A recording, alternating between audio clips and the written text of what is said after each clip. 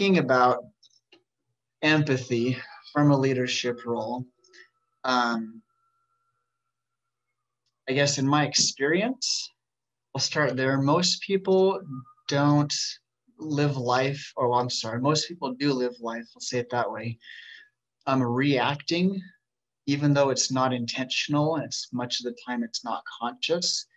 I'd like to bring a little bit of light into awareness, being cognizant of what empathy is, what it looks like. So getting some definitions, some history as well behind it, and putting out some really basic yet concrete models, if not one, maybe two, that can support how to approach empathy. So if that's cool, if anybody has questions, please have a voice, raise your hand, put it in the comments. Great. And a little bit, most of my work and background is with mental health disorders, addiction, dementia, and death and dying. So that's most of my background, but feel free to ask questions.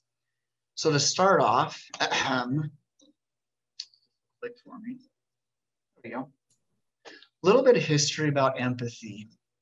It's not initially what most people think. It was coined as a term back in 1908 in Germany. The word, I'm probably saying this wrong, but I'm going to try.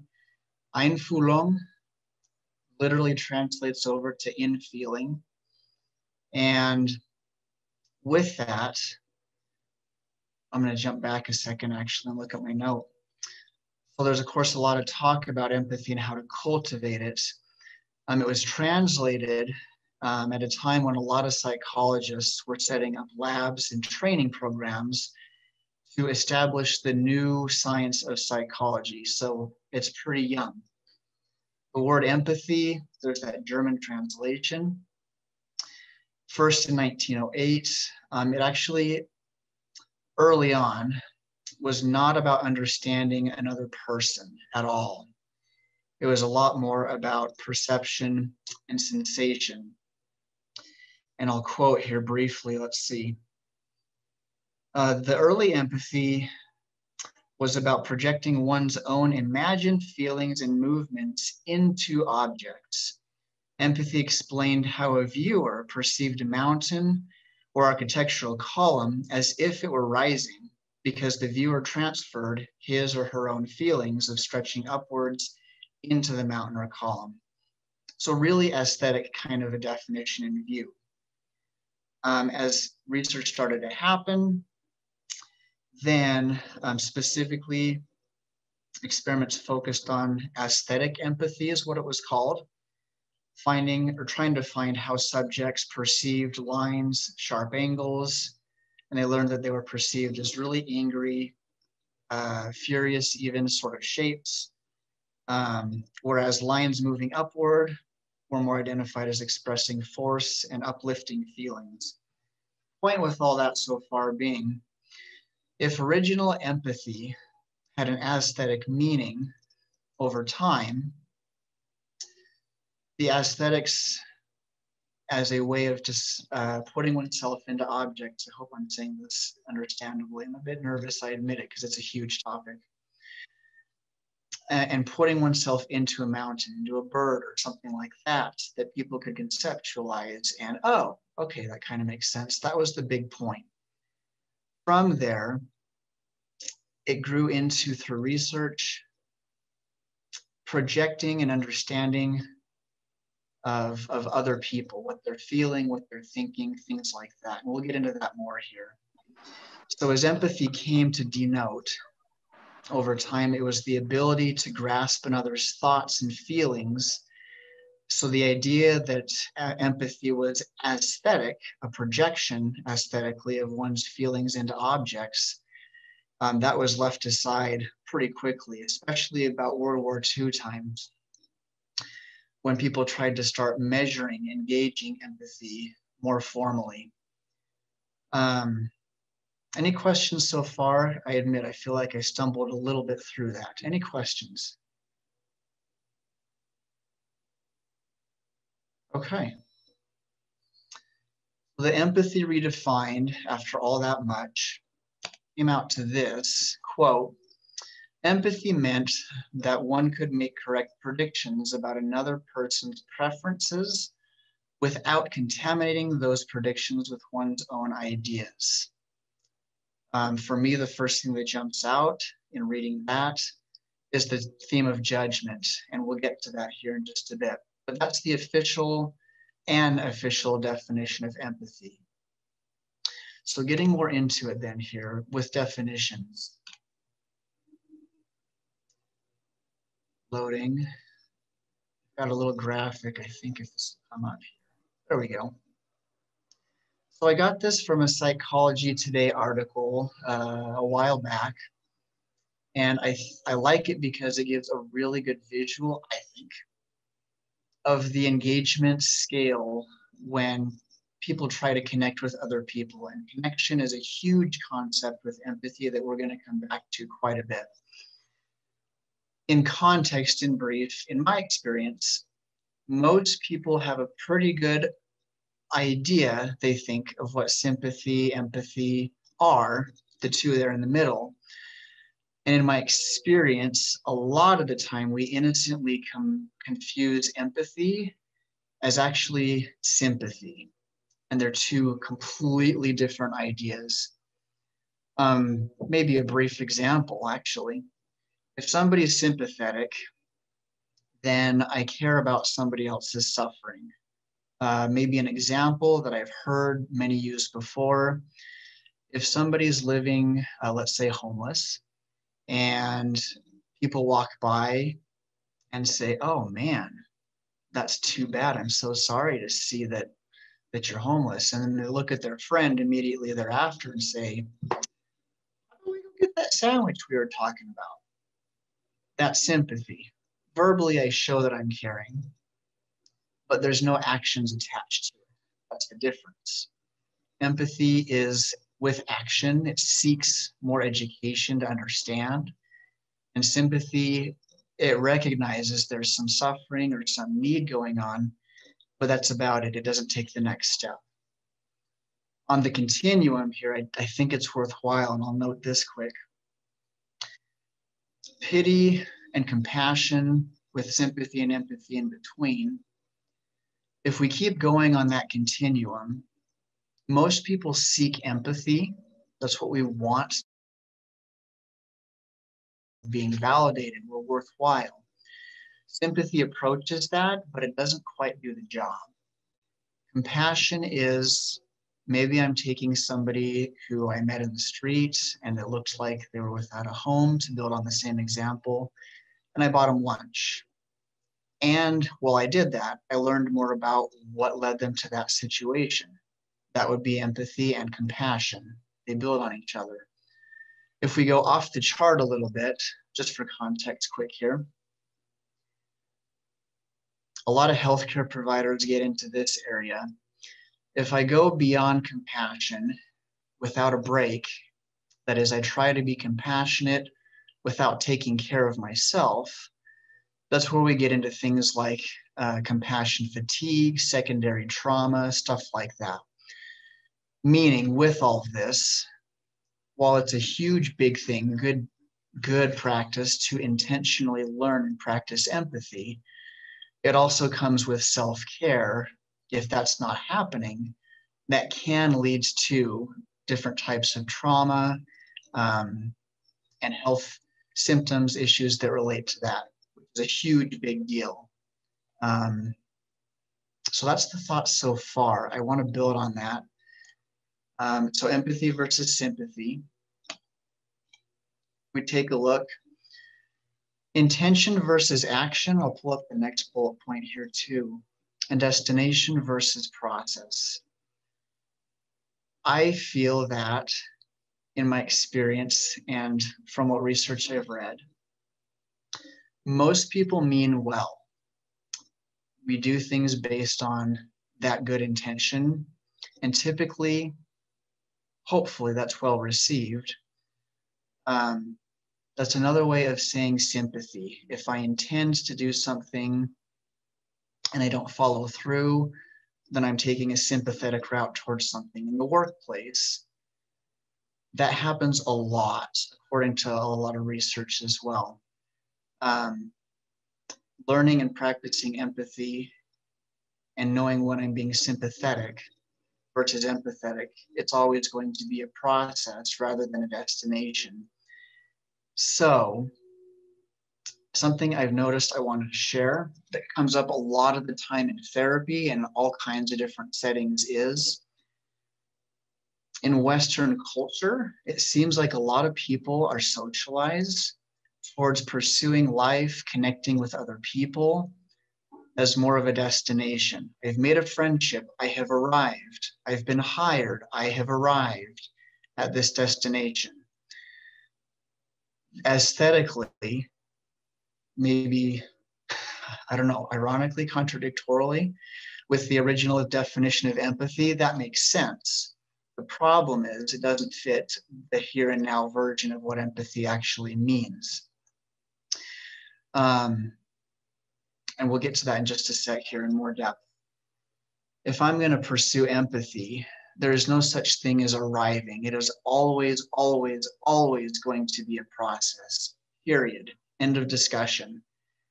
And for that reason, I think a lot of people tend to confuse sympathy with empathy, because sympathy feels more like, oh yeah, I recognize somebody, but then I left it.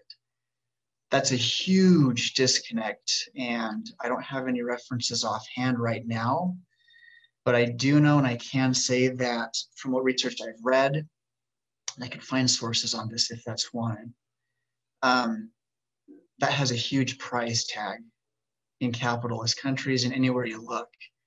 I just don't have numbers, but that's definitely a point I would bring up.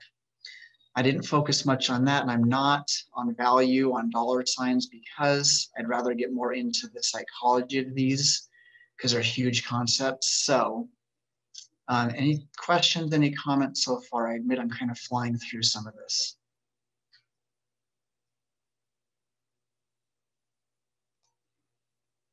Okay. So with this, intention versus action, I probably should have flipped those bullet points. Let's build on that a bit here. There's a few types of empathy. I can intend better than anything else in the world, but as we all know, and I like this example, if I go into a courtroom setting and there's some big crime that happened, and I say to the jury and the judge, look, I didn't mean to do this crime. It was an accident. In the moment, I got caught up with the feeling and the situation, and I reacted, and this is the outcome. They're not going to say, as harsh as this may sound, well, thank you, Mr. Speaker, we'll take that into consideration. That's not what happens. It's, we understand what you're saying. That's not going to reverse what happened. It's not going to bring somebody back to life. It's not going to reverse a robbery, and so on and so forth. We're here because somebody's got to take accountability for the actions. And that's a huge part of this. I'm going to pause there for just a sec and go to a different spot on my notes here. Here we go. So, and I'm going to quote a little bit here. This is from an article written by Dr. Neil Burton on empathy versus sympathy. And he says this, quote, "For me to share in someone else's perspective, I must do more than merely put myself into his or her position. Instead, I must imagine myself as the person, and more than that, imagine myself as the person in the particular situation in which he or she finds him or herself. I cannot empathize with an abstract or detached feeling. Further, and this I find interesting, I'd like to take a moment on this. Empathize with a particular person, I need to have at least some knowledge of who he or she is and what he or she is doing or trying to do. As John Steinbeck wrote, quote, "It means very little to know that a million Chinese are starving unless you know one Chinese who is starving," close quote. So with empathy, another misconception I feel is worth putting out there and significant. It doesn't necessarily mean that a person has to have gone through the same situation as somebody else in the workplace, anywhere you might pick. If a person can learn from somebody else what they're feeling, why they're feeling those things, what led to that, what might have been the triggers, what's the situation, what time, and start to make logical sense and emotional sense of that, and learn as we go together, that's empathy. It's intentional, it's not reactive, it's patient, it takes a ton of energy. Stephen Covey put it as listening to understand instead of listening to reply in his book, 7 Habits of Highly Effective People. Excuse me. That's what we're getting at here. It's a tough, tough skill that most of our society doesn't give. It just expects us to kind of learn as we're brought up. And that's a deficit, especially where it's expected, but never formally taught. Interesting concepts. So building on that further, what do they say empathy is currently with that earlier definition? Empathy is often confused, quote, with pity, sympathy, and compassion, which are each reactions to the plight of others. So sympathy is a reaction, as is pity and compassion. Pity is a feeling of discomfort at the distress of one or more sentient beings, and often has paternalistic or condescending overtones. Implicit then in the notion of pity is that its object does not deserve its plight, and moreover is unable to prevent, reverse, or overturn it. Its pity is less engaged than empathy, sympathy, or compassion, amounting to little more than a conscious acknowledgement of the plight of its object. I think that's fairly straightforward. However, to build on that, anybody ever been in a workplace where there's no expectations? I would hope, I can't see everybody, of course, but I guess there's no hands going up. You don't find it. There's no such thing as no expectations in a workplace. There's a job description, there's a process, there's a protocol, and so forth. There's legalities. There's expectations that need to be met. What if empathy is the bridge between where people think they can meet those expectations, yet don't have the awareness that they actually don't have the skill set like they think they do? Interesting thought. That's where empathy would come in, all over the place. Empathy is sitting with somebody and helping them safely, carefully come to the realization that they don't know something that they thought they did, or that maybe they thought they're being empathetic, but in fact they're being sympathetic with another person. Happens all the time. What are an expectation in the workplace? They're commonly called, a job description. It's also called boundaries, is another way to put it. What if we take a look at, with sympathy or empathy in mind, are expectations realistic? If they're not, how do we go about teaching them? And I'll get into that in a model here. And I'm looking at the time, we're doing good. Okay. Briefly, with sympathy, to conceptualize this, and maybe this is beating a dead horse, I think it's worthwhile though. Sympathy, quote, is a feeling of care and concern for someone, often someone close, accompanied by keywords, a wish to see him or her better off or happier. I've met with people before who have said, I'm so glad, as an example, that so-and-so came to my wedding. I really wish they would have been more involved in the pictures or come and said, congratulations. That's sympathy. It means well, but it does not connect people. That's the gap. That's the big deal right there. To read a little bit more, quote, compared to pity, sympathy, again, as a reaction, implies a greater sense of shared similarities together, which is a good thing, with a more profound personal engagement. However, sympathy, unlike empathy, does not involve a shared perspective or shared emotion. And even though facial expressions of sympathy do share caring and concern, they don't convey shared distress. I love how that's said. So in essence, if we're going to get empathetic, we have to get vulnerable, period. How do you do that safely without reacting yourself to somebody else's intense situation? Good question. First, take a look. There's a few types of empathy. And I got to flip over to the right page here, I think. We've got cognitive empathy. We've got emotional empathy. Excuse me. We've got affective empathy. And we've got somatic empathy. So a few different types of empathy here. If I'm going to be cognitive with empathy, actually, I might just pull up my source if that's doable here.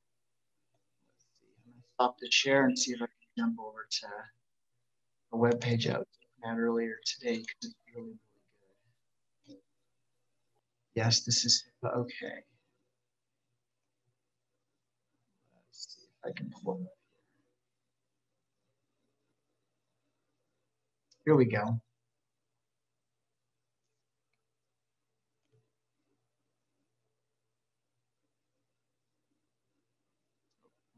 Okay. This is other words. There's a lot of words for the different types of empathy. The cognitive form, I'll start right here. Hey, Brian, Oh, are you yeah. wanting your screen to be shared? It looks like it's not shared. Oh, I'm sorry.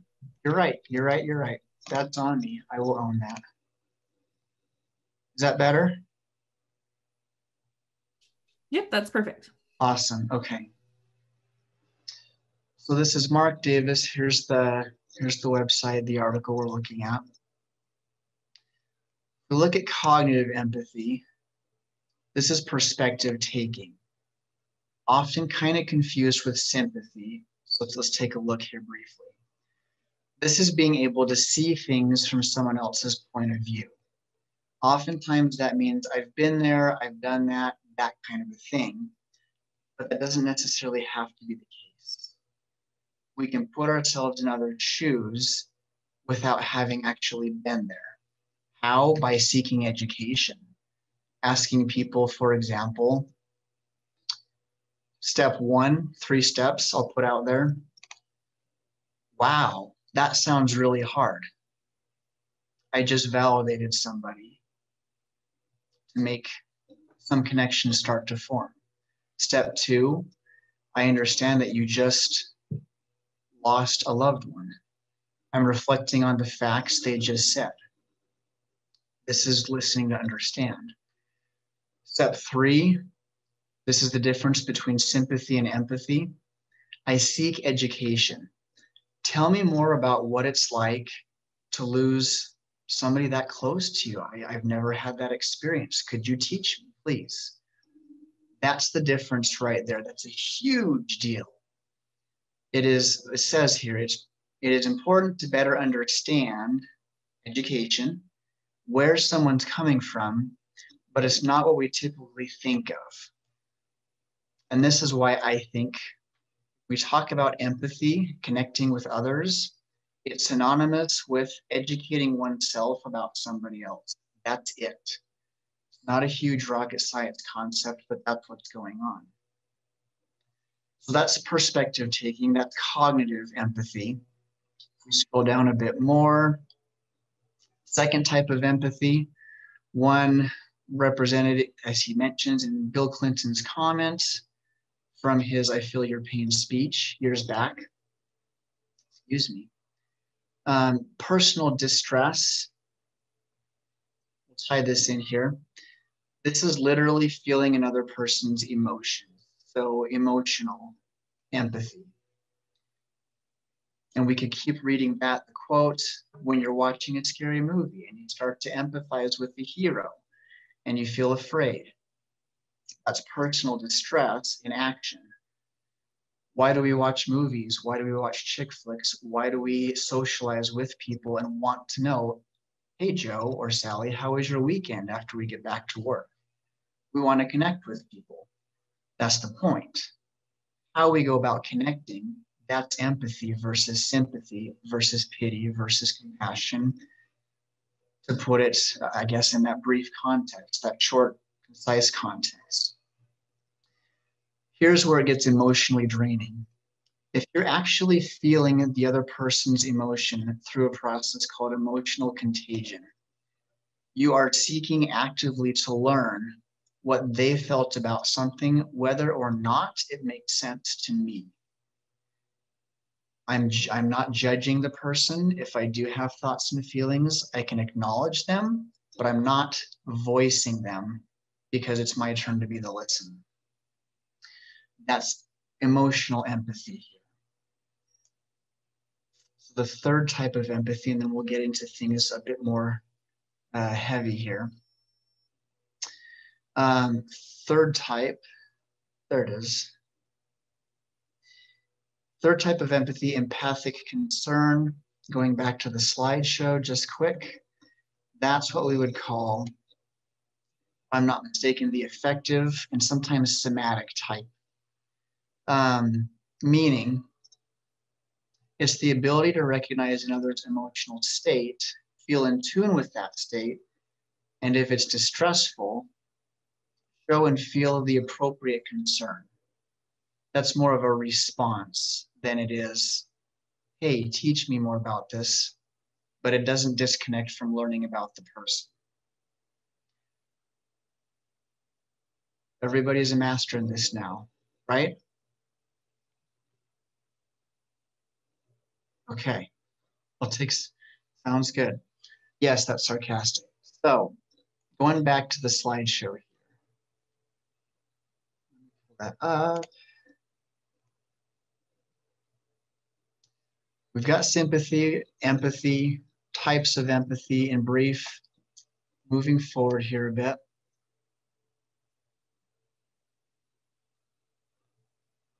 Oh, is there a question? Looks like there was. No. Here we go. So this is a loaded slide.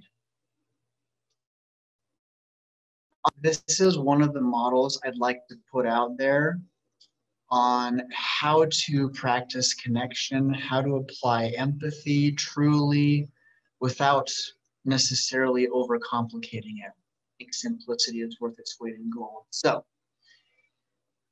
the point anybody wants to make in any workplace, anywhere, it does not matter, pick your context. It could be friends, business partners, an organization, a business, a nation, a city, doesn't matter. Everybody wants to connect with other people. Natural, that's just what we're born with. We're social creatures as human beings. If we break connection down into two words, the words are vulnerability and validation. If I'm going to be vulnerable, I take on the role of being the speaker, period. My job is to open up and express myself. If I'm going to validate, my job is to be the listener. That's my role. The job description, not judge and hold safe space. That is the basic context of connection.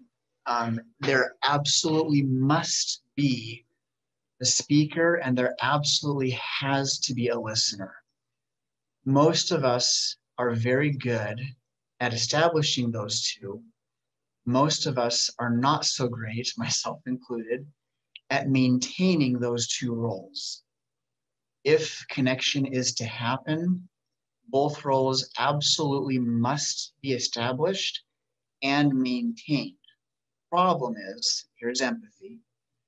Not everybody knows how to maintain those roles. Most of us are pretty good at talking and being vulnerable and opening up and expressing. Okay. The hard part is the listening, not judging, holding safe space so that the vulnerable person, the speaker, can keep opening up and teaching us about him or herself. That's empathy. So to break it down further, if we're going to listen while somebody else is speaking, there's two types of validation. Back to Stefan R. Covey. There's listening to reply, that's sympathy. It looks like this. Hey, Joe, how was your weekend? Oh, it was great. I did X, Y, Z, and then we went and had dinner, and then I went on a nice spring walk with my family. Response from the listener. That's awesome. I'm really glad you got a bunch done and that you got to disconnect and get out. That reminds me what I did this weekend was, and then we both start taking turns talking about ourselves individually. I'm not about to say that's a bad thing. The problem is it does not connect. It does not connect. It's two people taking turns, validating themselves individually and talking about themselves individually. Nobody's learning much about the other. There's no empathy, there's sympathy. We mean well, but there's no learning. If I'm going to listen to understand and truly validate somebody, that's how I hold safe space. I'm going to, step one, always, always, always validate. That's the first thing out of my mouth, no matter what.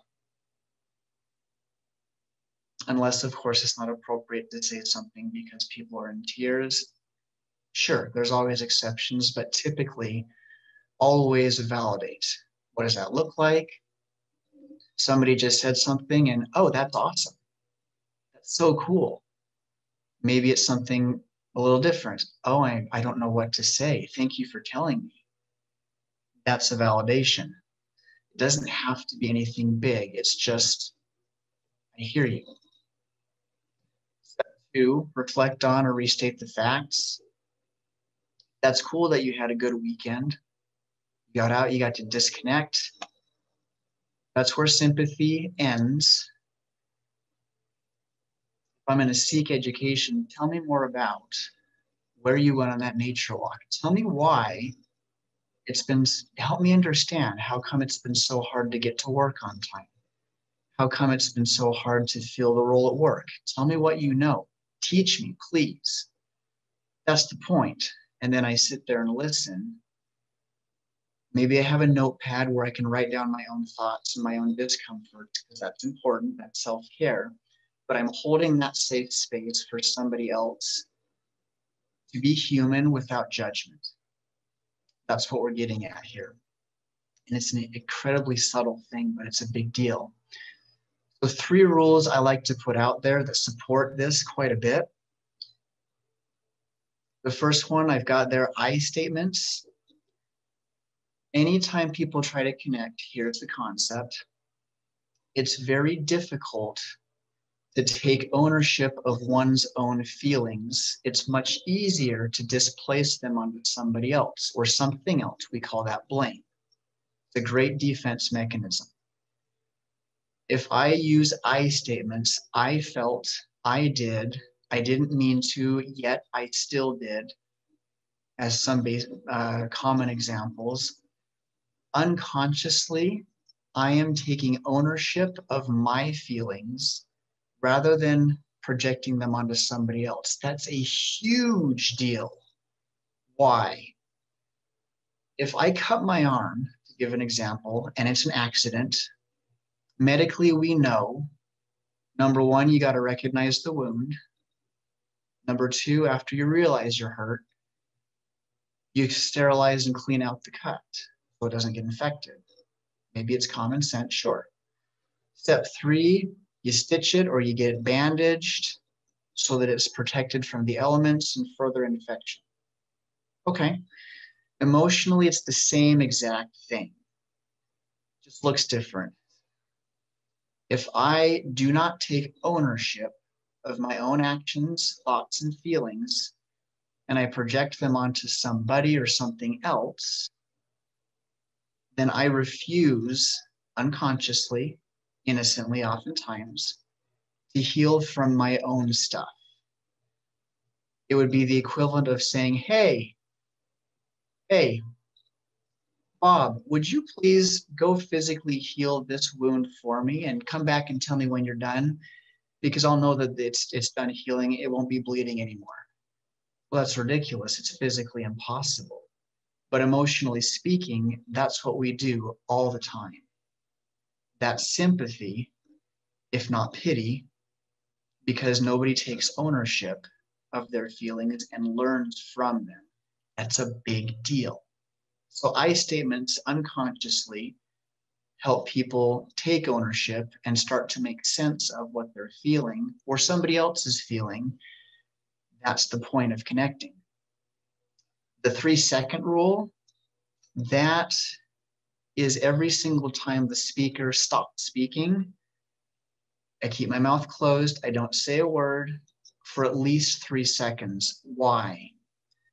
If I can let them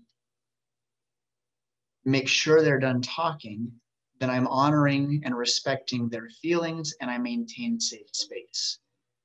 If I start to pipe up, that can compromise that. Subtle thing, but it's a big deal, especially in therapy and connecting with people. The 3 Ps, pause, permission, and processing. The pause is this. If I'm listening and I need some clarification or context, and I say, hang on, don't stop, pause, time out. Are we talking about your aunt? Or are we talking about your sister? Oh, we're talking about my sister. Okay, please continue. That's what pause is for. I like to encourage people maybe not to use it verbally, but to do the hand motions because it's less intrusive. And it's a really good way to maintain empathy. The permission one, this is if I'm curious, if I can talk about a sensitive topic, or at least what makes sense as a sensitive topic, and I'm saying, hey, thank you for letting me know what you've said so far, if we're already talking. I'm really curious about XYZ topic. Would it be okay if I asked you for some information or asked you to teach me about that? If the person says yes, cool. Then okay, I'm wondering, teach me about this. Now we can go there and maintain that safe space without judgment. Maybe on my notepad, I'm writing, oh my gosh, I can't believe I'm talking about this. I've never done this before. Fine. Own that. The point is, we're holding safe space without judgment. The processing is, after I'm done listening, the speaker is quiet.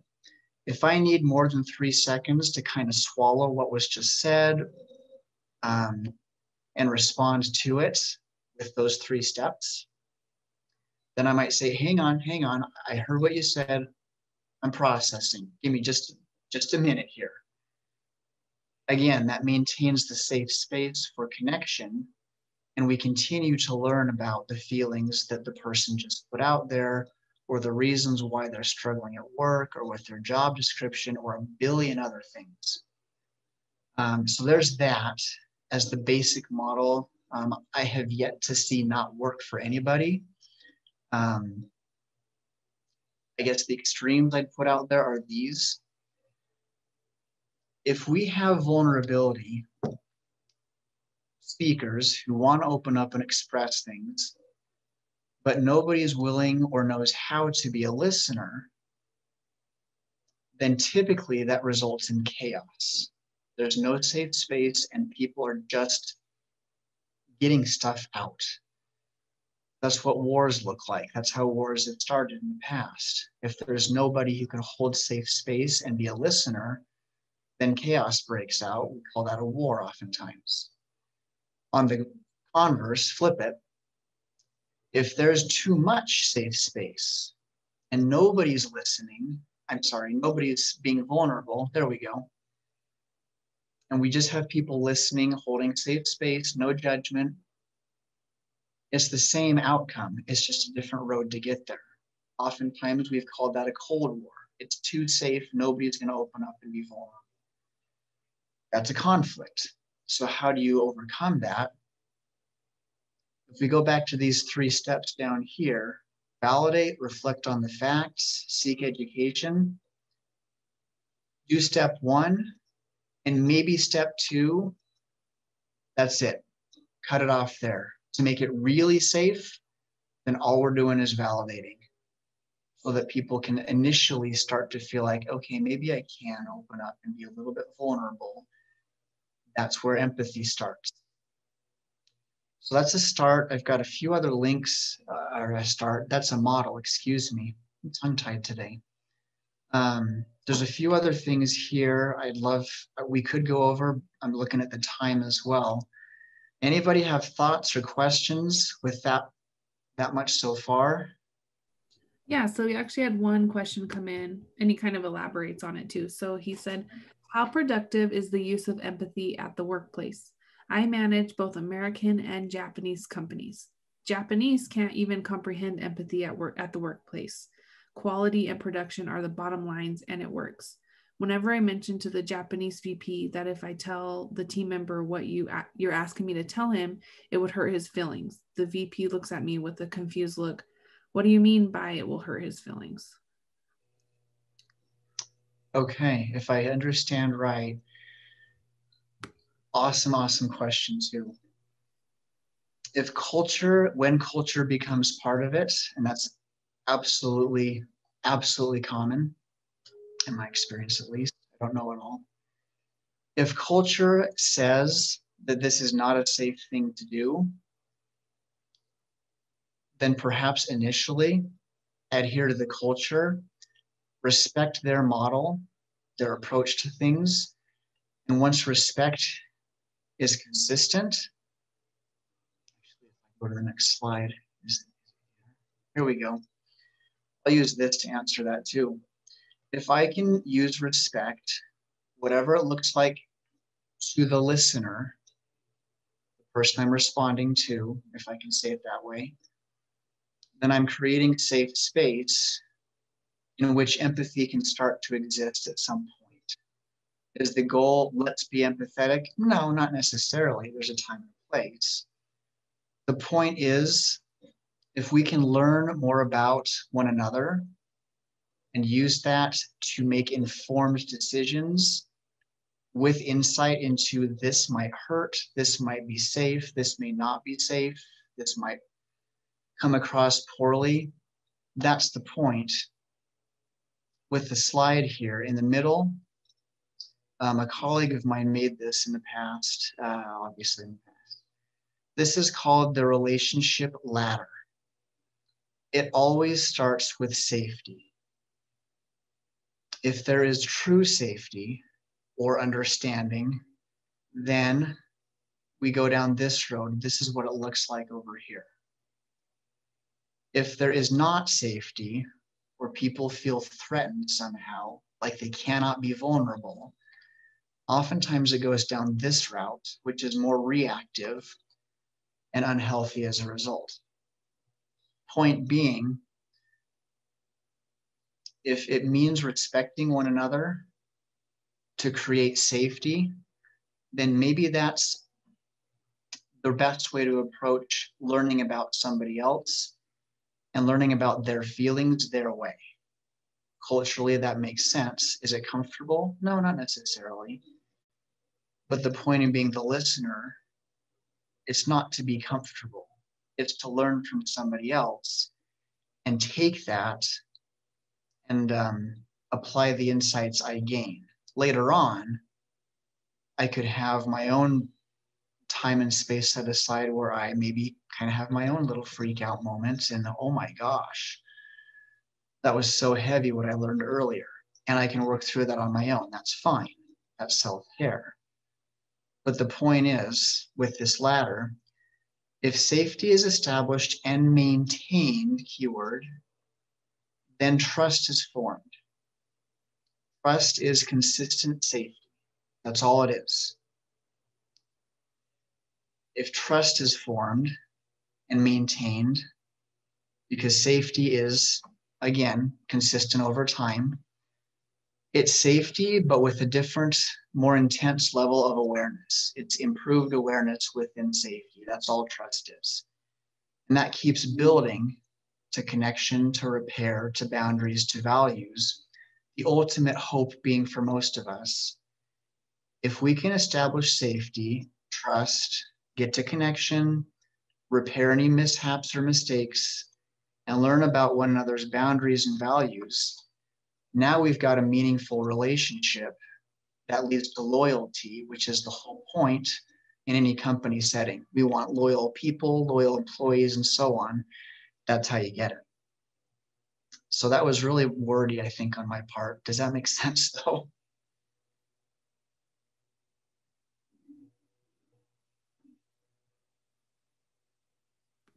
Okay, other than that, I don't see any other questions. Do you have anything else you want to add, Brian? Yeah, if I can go back actually one slide. A few things briefly, and I'm happy to send some of these resources out because I have those typed up and available. A lot of the time, the G.I. Joe fallacy, I want to mention that quick. It came from two Yale professors, and it says that knowing, the popular saying, knowing is half the battle. The G.I. Joe fallacy says that knowing is not half the battle. Putting what we know into action is typically half the battle. That is totally the case, I think, with empathy. It's not an easy skill, especially to maintain. It's very subtle. And I strongly encourage, please, anybody, do some homework, go learn, do a Google search even on Psychology Today if you want.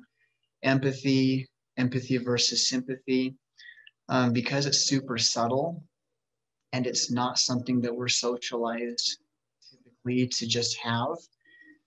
I'm wincing a little bit because women, females typically, in my experience and per the science, do get the socialization to emotionally be present, identify things, and start to learn from the emotions and apply what they learn. Males, to no choice of their own, we don't typically get that. So if you have questions or want to get more into it, I feel like this is kind of scratching the surface because it's a huge topic. Please feel free to go do your own homework. On empathy, some great books, and I don't have those on this slide. I can send that out though. Daring Greatly by Brene Brown, Dare to Lead. Simon Sinek, if I'm saying his name right, has tons of great talks and books on these concepts exactly. There's some really good blogs, and I can put that all out in comments. Please don't just go learn it. I would encourage strongly, if you want to make a difference, learn about your people, their way, with what time and means are available. Be consistent with that. And while business practices definitely are important, we got to have enough to cover overhead and things like that. I get it. If the employees do not feel like they're being validated, then they're never going to open up. Empathy is not going to work. And over time, that leads to worst case scenarios, sympathy, which means we mean well, but nobody really cares. Maybe that's saying it very transparently and forthrightly, if those are words, but that's the fact. If we want to have healthy workplaces, relationships, whatever the context may be, we have to be the ones to take a step, learn how to safely listen, and allow other people to open up and be vulnerable and sit with that. That's how it works. It's painful, it's uncomfortable, but that's the way it works. That's how learning works, and that's how you foster good health. So if you're looking for something comfy, I just let you down, but I'd rather be honest than not. So with that, we do have a couple more questions. I know it's after 1, so feel free to, I'm going to ask those questions. So feel free to stay and listen to the questions if you'd like. And if you aren't able to stay, I'll be sending out this recording later this week. So thank you everybody for being here. So the first question, sorry, I kind of got all scrolled up all weird. So does empathy improve productivity at the workplace? Absolutely. There's a whole bunch of research on that. So long as empathy is approached right, I'll go back to the concept. It is absolutely a process. Empathy will not happen overnight. It has to be something that's consistent, that's worked on. It's a boring, often tedious, innocuous, non-exciting process. That's the point. If it's consistent, true empathy will allow others the chance to see, oh, I can be me here without being judged. That's a huge deal. Then people start to open up. And if you want a healthy company culture, company morale, those sorts of things, that must be in place honestly. It cannot be the sympathy that, well, it looks like, and that's what a lot of companies in general, I can say, in my experience and from the research, have done. They mean well, which is great. It really is. But it doesn't keep people there. That's the difference between liking my job and loving my job. If that makes sense. Okay. And someone asked if you can go to the next slide. Oh, yeah, right Okay. there. And then let's see what else we've got. So you mentioned accountability. Back to your example about listening with empathy. How do you continue to hold employees accountable when you develop that relationship and understanding of the challenges of the employee? Ooh, we can get juicy with that one. Well, I'll answer the question best I know how. Holding people accountable within empathy looks like, hey, I understand. Thank you for telling me what you're saying. These 3 steps. Empathy looks like doing these 3 steps over and over and over and over and over and over again. Again and again and again and again. Really boring, not glamorous. That's the point. In that, if I'm saying, so if I hear you right, you're telling me, as one example, that you're having these feelings and it's hard for you because this, tell me what you might need from us to be an effective employee here. If they give me something that's unrealistic, great. If they give me something that is realistic, that's great too. The point is, take that information and let's pursue education. What could work? What policies, what protocols do we have in place that might support somebody who, to no choice of their own, may not understand part of what their role is? If that can be created and held, of course, within reason, if somebody goes and embezzles thousands of dollars, that's probably not grounds for, let's learn about this, obviously. However, if somebody can learn from themselves and identify what they need and see if the employer and them can meet somewhere in the middle, that's the point, if that makes sense. Okay, and then the last question, I believe. How do you protect yourself from the space of compassion burnout? Sorry, my computer just went all weird. How do you protect yourself from the space of compassion burnout when employees become too vulnerable? Yeah, that never happens. Not. If somebody gets too vulnerable, and that happens, in my opinion and experience, a lot more than people think. If people feel like it's safe, so much so that they open up and let things out too much, ideally, of course, we catch that and say, hey, look, maybe we take somebody aside and we do those 3 steps: validate, reflect, seek education. Hey, it's great that you want to express things. I'm glad that you feel like you can comfortably talk about X, Y, Z here. And, not but, and because of the context and where we are, I would encourage you maybe to take that somewhere else, or to talk with the appropriate person about that behind closed doors if you feel that's relevant to your job here. Because we have to maintain that safe space where people can open up and talk. If they feel like they can't, then that's a problem. So that's the whole point there. Making an educational experience out of it while forming boundaries. Hey, maybe that's a permission question. That's kind of a sensitive topic here. You're not out of place, just here are places where that could be discussed. Feel free to take advantage of them. That has to be maintained.